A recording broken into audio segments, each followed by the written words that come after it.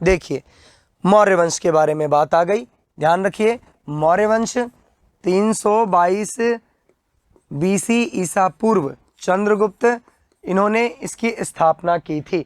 और इसके बाद में इनके सुपुत्र बिंदुसार, बिंदुसार के सुपुत्र अशोक और अंतिम मौर्य सम्राट वृद्धरथ। ठीक है बच्चों, ऐसे करके ये मुख्यतः मौर्य वंश के राजाओं के नाम है। देखिए चंद्रगुप्त मौर्य ने 305 ईसा पूर्व विदेशी शासक सेल्यूकस निकेटर को हराया। क्या किया उसने? सेल्यूकस निकेटर को जो है वो हराया। संधि के लिए सेल्यूकस ने राजदूत मेगस्थनीज को चंद्रगुप्त के दरबार में भेजा। ठीक है, सेल्यूकस निकेटर की एक पुत्री भी हुआ करती थी जिसका नाम था हेलेना, और हेलेना के साथ में चंद्रगुप्त मौर्य ने जो है वो विवाह कर लिया था। और प्रथम अंतर्राष्ट्रीय विवाह करने का एक तरह से जो श्रेय है वो श्रेय भी चंद्रगुप्त मौर्य को ही जाता है। आगे देखिए, मेगस्थनीज जो कि एक राजदूत था, उसने किताब लिखी जिसका नाम था इंडिका नामक पुस्तक की रचना की। और चंद्रगुप्त के समय सुदर्शन झील का निर्माण भी हुआ था। चंद्रगुप्त मौर्य ने सुदर्शन झील का निर्माण, सुदर्शन झील जो थी उस झील का निर्माण जो है वो अपने एक राजमंत्री जिसका नाम था पुष्यगुप्त। क्या नाम था बच्चों? ध्यान रखिएगा नाम, पुष्यगुप्त, क्योंकि राजा खुद तो झील का निर्माण करने जाएगा नहीं, तो पुष्यगुप्त से कहलवा कर चंद्रगुप्त मौर्य ने सुदर्शन झील का निर्माण जो है वो करवाया था। आगे देखिए, जैन मुनि भद्रबाहु से दीक्षा लेकर श्रवण बेलगोला जो वर्तमान में मैसूर कर्नाटक के अंदर है तपस्या करने चला गया। चंद्रगुप्त के पश्चात बिंदुसार ने और अशोक ने जो है वो मौर्य साम्राज्य को अपने हाथों में लिया। तो चंद्रगुप्त मौर्य जो है वो जैन धर्म को मानने वाले थे। कौन से धर्म को बच्चों? जैन धर्म को मानने वाले थे। और इसी के अलावा जितने भी राजा हुए आगे, उन्होंने जो है वो कहीं ना कहीं बौद्ध धर्म को अपनाया। एकमात्र ऐसे राजा जो थे मौर्य साम्राज्य में जिन्होंने क्या किया था? जैन धर्म से जो है वो दीक्षा प्राप्त की थी। आगे बढ़ेंगे इसी के साथ। देखिए अशोक महान का समय, बिंदुसार के बाद में, देखिए बिंदुसार के बाद में अशोक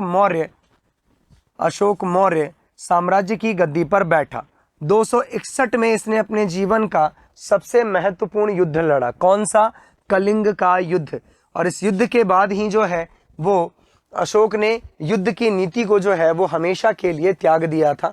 उस रक्तपात को, उस परिणाम को देखते हुए अशोक का मन जो है वो कहीं ना कहीं बदल गया। और बदलने के बाद में अशोक ने जो है वो धर्म नीति का पालन जीवन भर किया। अशोक की विजय जो हुई, इस विजय के नरसंहार को देखते हुए अशोक का हृदय जो है वो परिवर्तित हो गया और जीवन भर युद्ध न करने का संकल्प अशोक ने उठाया और अहिंसा व सदाचार पर चलना हमेशा के लिए प्रारंभ कर दिया। और कौन सा धर्म अपनाया? तो बच्चों बौद्ध धर्म जो है वो अशोक के द्वारा अपनाया गया था। ठीक है, आगे बढ़ते हैं इसी के साथ। देखिए दंभ जो अशोक के द्वारा बनाया गया था, नैतिक उत्थान के कुछ नियम, और इन नियमों का इसने जो प्रचार किया उस प्रचार को जो है वो क्या कहते हैं? दंभ कहा जाता है। दंभ के प्रचार के लिए इसने एक पद बनाया, एक पद सृजित किया जिसे दंभ महामात्र के नाम से जाना जाता था। और इनका काम क्या होता था? नगर व देश के अलग अलग कोनों में जाकर अपने धर्म का यानी कि बौद्ध धर्म का जो है वो प्रचार प्रसार किया जाए। इसी का आज ये रिजल्ट है कि एशिया कॉन्टिनेंट के अंदर बच्चों सबसे ज़्यादा बौद्ध धर्मावलंबी निवास करते हैं। आगे देखिए, बौद्ध धर्म का विदेशों में प्रचार प्रसार किया। जी बिल्कुल। तीसरी बौद्ध संगति का आयोजन, जी हाँ, ये ध्यान रखिएगा, 2 बौद्ध संगतियों का आयोजन मैं आपको बता चुका हूँ। तीसरी बौद्ध संगति का आयोजन जो है वो 251 ईसा पूर्व पाटलिपुत्र के अंदर अशोक के द्वारा करवाया गया था बच्चों। चलिए आगे बढ़ते हैं इस जानकारी के साथ में। आगे देखिए अशोक के द्वारा किए गए कार्य कि अशोक ने कौन कौन से कार्य अपने जीवन काल में किए थे। पहला, छायादार वृक्ष लगवाएं जिससे कि कोई भी आता जाता व्यक्ति या यात्री जो है वो उस पेड़ की छांव के नीचे बैठकर आराम पूर्वक जो है वो रुक सके, थोड़ा सा विश्राम कर सके। विश्राम गृह भी बनवाए। पशु पक्षियों की हत्या पर हमेशा के लिए रोक लगा दी अशोक ने। कुओं का निर्माण करवाया जिससे कि पानी की समस्या जो है वो खत्म हो सके। ठीक है, तो ये अशोक के द्वारा करवाए गए कुछ महत्वपूर्ण कार्य हैं। आगे देखिए, मौर्य उत्तर काल यानी कि मौर्यों के बाद का काल और समय क्या था, कैसे राजा हुए। देखिए, मौर्य समाज के पतन के बाद अनेक छोटे छोटे राजवंशों ने अशोक के उत्तराधिकारियों की दुर्बलता का लाभ उठाकर उत्तर भारत में शासन की स्थापना की। क्यों? क्योंकि अशोक के बाद में जितने भी राजा हुए वो न तो अशोक जितने योग्य थे और न ही अशोक जितने कार्यशैली उनके अंदर थी। इसकी वजह से जितने भी दूसरे जो राजा थे उन्होंने इनका फ़ायदा उठाया और फ़ायदा उठाकर क्या किया, अपनी अपनी जगह बना ली, जिसमें यूनानी, शक, पार्थियन, कुषाण आदि विदेशी भारत में शासन किया। ठीक है बच्चों, आगे चलते हैं इसके साथ। देखिए, शुंग वंश, पुष्यमित्र शुंग, इन्होंने जो है वो 1185 बीसी के अंदर यानी कि 185 ईसा पूर्व के अंदर शुंग वंश की नींव को डाला। धर्म, वैदिक धर्म, उस काल को वैदिक पुनर्जागरण काल भी कहा जाता था, क्योंकि इन्होंने जो है वो मौर्य वंश के अंतिम सम्राट वृहद्रथ की हत्या करके और शुंग वंश की स्थापना मगध पर की थी। काण्व वंश, राजा का नाम वासुदेव, देवभूति के मंत्री ने देवभूति की हत्या करके जो है वो क्या किया, इस वंश को आगे बढ़ाया। और इस वंश का अंतिम जो शासक था वो कौन था? सुशर्मा नाम से एक राजा हुआ करते थे जो इस वंश के अंतिम शासक थे बच्चों। चलिए, सातवाहन वंश, स्थापना किसने की? सिमुक ने। 23वां राजा या यूं कह लीजिए सबसे महान राजाओं में एक कौन? गौतमी पुत्र शातकर्णी, वेदों का आश्रयदाता, क्योंकि ये भी वैदिक धर्म को मानते थे और ब्राह्मण धर्म का पालन किया करते थे बच्चों। ठीक है, ये छोटे छोटे राजवंश है कुछ जो मौर्य वंश के पतन के बाद हमारे सामने आए। आगे देखिए, कुषाण वंश। कुषाण की अगर स्थापना की बात करूं तो कुजूल कडफिशस, कुजूल कडफिशस नाम के जो राजा थे उन्होंने कुषाण वंश की स्थापना भारत में की थी। महान राजाओं में सबसे महान कनिष्क हुआ करते थे, जिन्होंने 78 ईस्वी में एक संवत चलाया जिसे शक संवत के नाम से जाना जाता है। किस संवत के नाम से बच्चों? शक संवत के नाम से जाना जाता है। एक संवत और है हमारे पास में जिसे विक्रम संवत कहा जाता है, और विक्रम संवत जो है वो कब चलाया गया? 58 ईस्वी के अंदर। और इन दो ही संवतों से जो है वो हिंदू कैलेंडर का आगे का जो काम है, जो तिथियां हैं वो देखी जाती हैं। चलिए बच्चों, आगे चलते हैं। शक संवत के नाम से प्रसिद्ध है कनिष्क के विद्वान वसुमित्र, अश्वघोष, नागा अर्जुन और चरक के आयुर्वेद ग्रंथ चरक संहिता की रचना की थी। ये भी जो है वो बौद्ध धर्म को मानने वाले थे, बौद्ध धर्म के रक्षक थे, और इसी वजह से इन्होंने जो है वो चतुर्थ बौद्ध संगति, चौथे नंबर की जो बौद्ध संगति है वो कनिष्क के द्वारा, कब? कनिष्क के द्वारा प्रथम शताब्दी में करवाई गई थी। ठीक है बच्चों, तो 4 बौद्ध संगतियां जो है वो करवाई गई इन राजाओं के द्वारा। ठीक है बच्चों, ये आपको याद रखना है। आगे देखिए, कलिंग का राजा खारवेल। कलिंग के राजा के अंतर्गत आधुनिक उड़ीसा और आंध्र प्रदेश के कुछ भाग सम्मिलित हैं। खारवेल जैन मतवालंबी था। खारवेल जो है वो जैन मत को मानने वाला था, और अशोक जो है उसने इस कलिंग के युद्ध के बाद में किस धर्म को अपना लिया? बौद्ध धर्म को अपना लिया। याद रखिएगा, सड़कें बनवाना, बगीचे लगवाना आदि कार्य जो है वो कलिंग के राजा खारवेल के द्वारा करवाया गया था बच्चों। चलिए, इस जानकारी के साथ में आगे बढ़ेंगे और देखिए दक्षिण भारत के बारे में कुछ जानकारी कर लेते हैं। कृष्णा नदी, दक्षिण भारत, तुंगभद्रा नदी के किनारे इन संस्कृतियों का, इन सभ्यताओं का जो है या इन राजवंशों का जो है वो विकास हुआ। और देखिए, चोलों का शासक करिकाल, इसने जो है वो चोल वंश को जो है वो स्थापित किया था दक्षिण भारत में। कार्य सबसे महत्वपूर्ण क्या करवाया? नहरें बनवाई जिसमें कावेरी नदी का पानी आता था, जिससे किसानों को जो है वो क्या मिल सके? किसानों को जो है वो सिंचाई के लिए पानी मिल सके।